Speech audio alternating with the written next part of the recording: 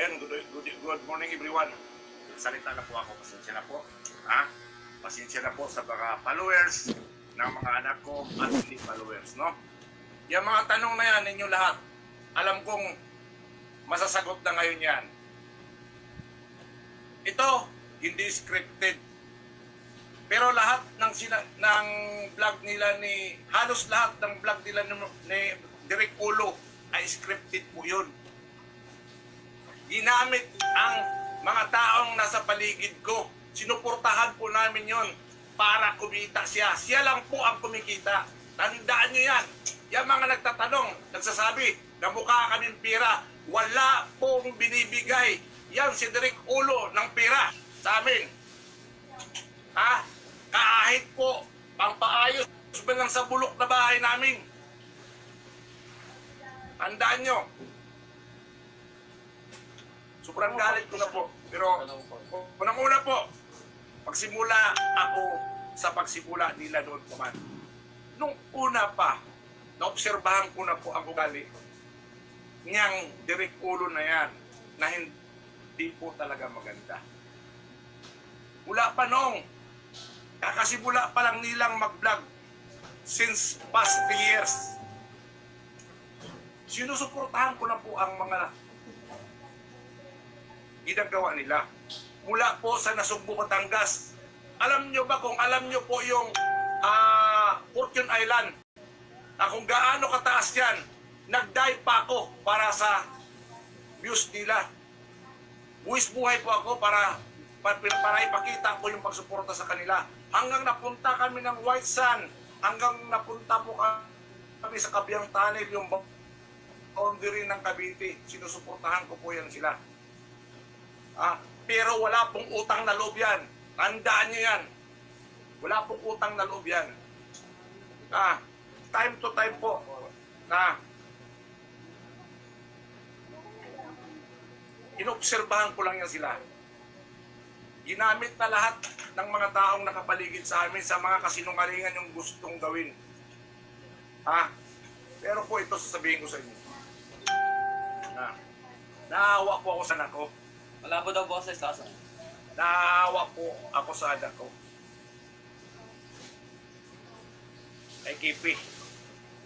Kasi bakit po? Yung bilang pagkamagulang ko, pinapahubad niya yung anak ko sa harapan ng milyong tao.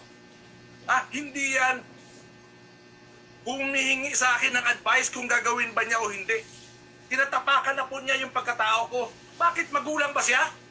Kayo mga magulang, pahubarin yung anak nyo sa karamihan tao na hindi nyo alam. Anong gagawin ninyo? Kayo mga anak, tandaan nyo yan. Pahubarin. Kayo ng kasintahan nyo sa harap. Ginagago nyo yung magulang ninyo. Ginagago nyo ang apelido ninyo. Sabihin ko sa inyo, totoo lang, sama ng loob ko. Noon pa yan eh. Hanggang last day po ng kunwari nilang proposal talagang pinilit ako, hindi lang ako makahindi gawa ng yung anak kong ang nag-ano sa akin, ang nag-invite sa akin. Hindi po ako pumasok sa trabaho ko. Nag-absent ako. Nag-absent ako po para lang masuportahan yung kalukuhan ng proposal na yan. Hindi po totoo yan. Kita nyo, para akong robot. Doon, kung napanood nyo yun, para kami mga robot. Siya lang ang halos nagsalita. Kasi scripted niya nga yun.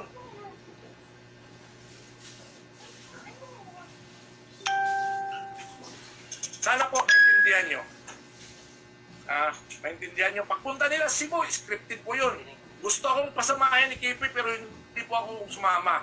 Dahil alam kong madadagdagan naman yung kalukuhan sa buhay. Yan si Direk Ulo na yan.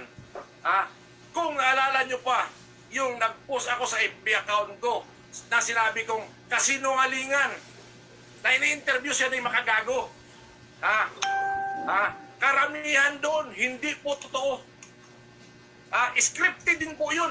Gawa lang, hindi makaporma si makagago doon. Kasi may nakapaligid ng mga tao sa kanila. Totoo po yan, kahit itanong nyo kay magagago.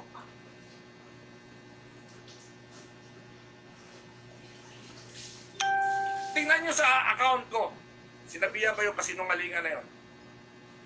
Pero ito, punong-puno na po ako. Ngayon, sasabihin ko sa inyo, bibigyan ko ng 1 linggo yan, si Merv. 1 linggo, pag hindi niya naayos to at hindi siya nagpakita dito sa amin at ayusin niya yung gusot na to para sa pamilya namin, magkikita na kami sa kung saan kami magkita. Ihahabla ko na po yan.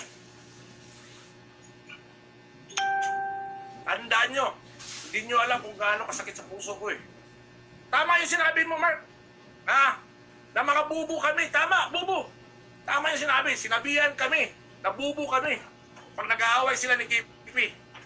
Mga bubo daw kami. O kasi ginagamit niya kami. Kaya sabi niya bubo. Ginagamit niya kami. Kaya sabi niya bubo. Tama yun. Para kumita siya. Para kumita siya. Pero kami, hindi kami kumikita. Ako pa mismo gumagastos sa pera ko. Halos kalahati ng sahod ko napupunta sa kanila. Gawa lang marami sila pupunta sa bahay. Paglulutuan ko, tama. Magbibigay yan, gentlemen. Magbibigay yan. Katiting lang para sa kanila. Hindi pa sapat yun. Pagkabandang huli, pag uwi, sobrang pagod ko. Gawa lang, maglilinis pa kami ng bahay. Mag-aasikaso pa kami.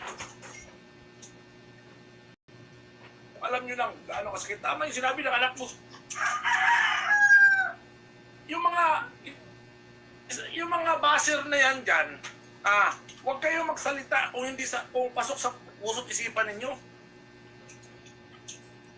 Noon pa yan eh. Nagagalit na ako, gawa lang sasabihin nyo mukhang pera kami.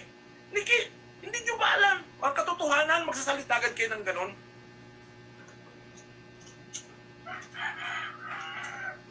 Please lang.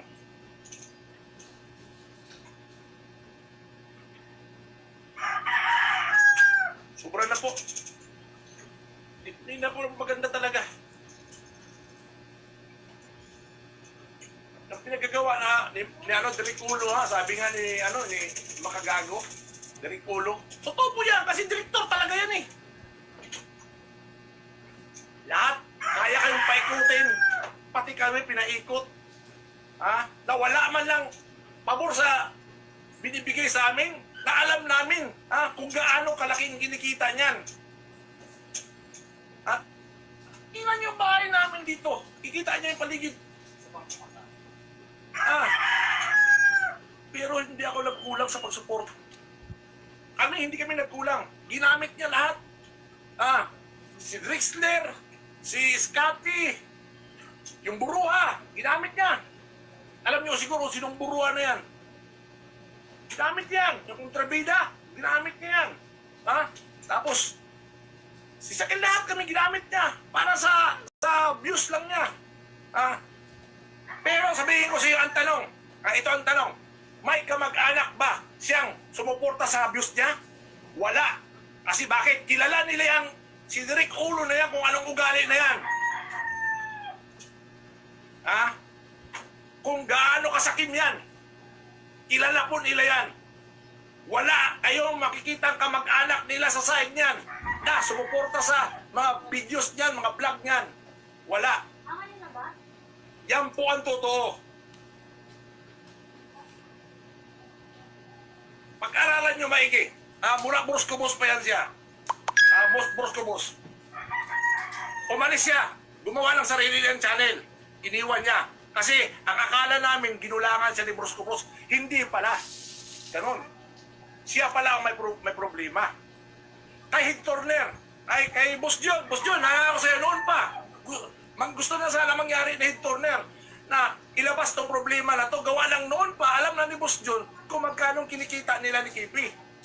Pero hindi po nagbibigay yan. Sakin po sa pira yan. Kaya po nagkahiwalay. Halos lahat ng mga nasa panig niya, humihiwalay na po sa kanya. Gawa ng sa masamang ugali niya. Turner lang niya kay Boss John. Magkaibigan talaga kami yan.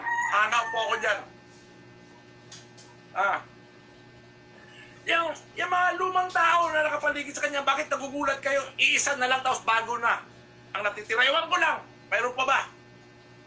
Wala na. Kasi nga po, hindi yan marunong umintindi sa kapwa-tao niya. Siya lang ang gusto niyang intindihin.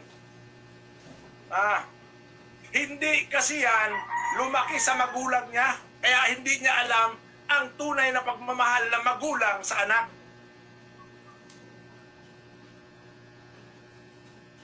Kung anong naramdaman ng magulang sa anak, kung anong nangyayari sa mga anak at nakikita ng magulang, hindi niya ramdam yun, hindi niya abot yun, guys. Hindi niya abot yun. Wala sa isipan niya. Ang gusto niya, gumano na lang gumano ng pira. Kaya, may maraming, alam ko maraming galit na dyan. Alam ko maraming galit na. Minsan tingnan niyo yung mga tinag sa timeline ko. Kung ano yung mga nakapaligid na mga salita ng mga tao. Galit na dyan.